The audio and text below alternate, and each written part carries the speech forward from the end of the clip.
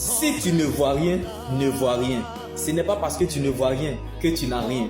Donc quand tu veux voir ce que tu as, il faut savoir regarder ce que tu es. Car Dieu n'appelle pas les qualifiés, mais il qualifie ceux qu'il appelle.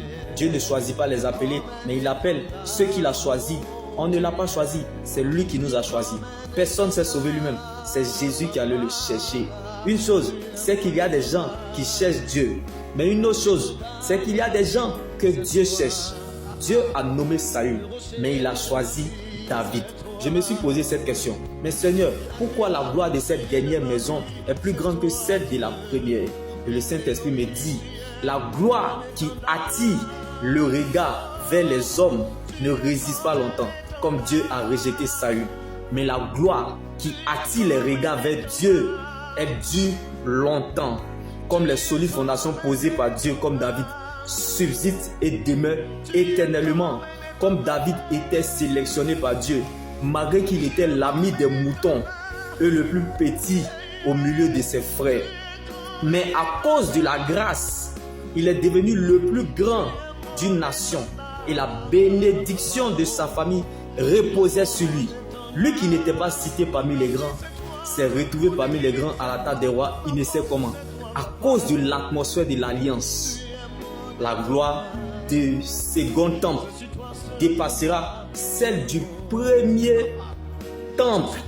Comme bien aimé, à l'époque où le roi Saül régnait, alléluia, son fils Jonathan était prince.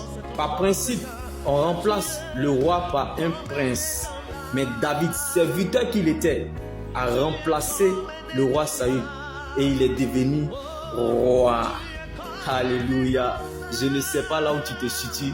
La bénédiction n'a pas d'adresse. Moque-toi de tout. Mais sauf d'une personne qui a tout perdu, qui cherche et sert le Seigneur, qui a payé le prix, qui a tout laissé pour suivre Dieu. Accepte tout de perdre, même quand c'est le moment pour toi d'être rabaissé, mais refuse de perdre la présence de Dieu.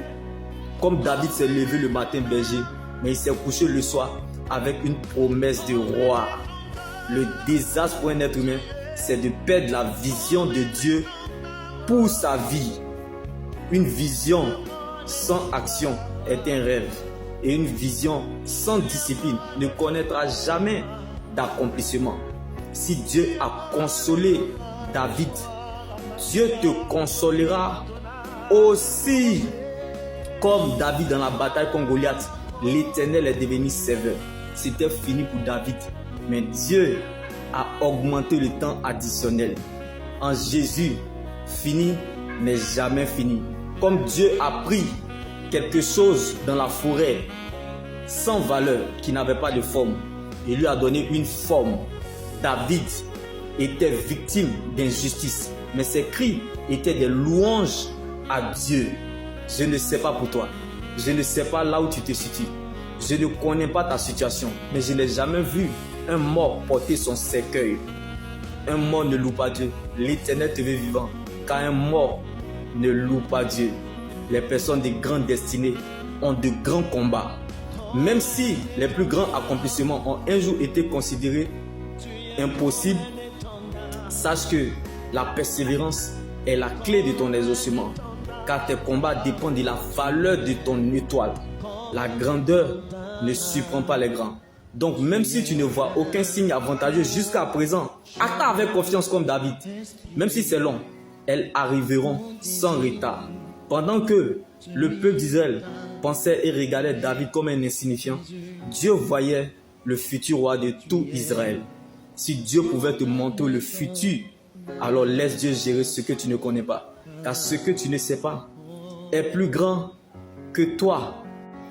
Les bénédictions futures attirent toujours des batailles et des combats dans le présent.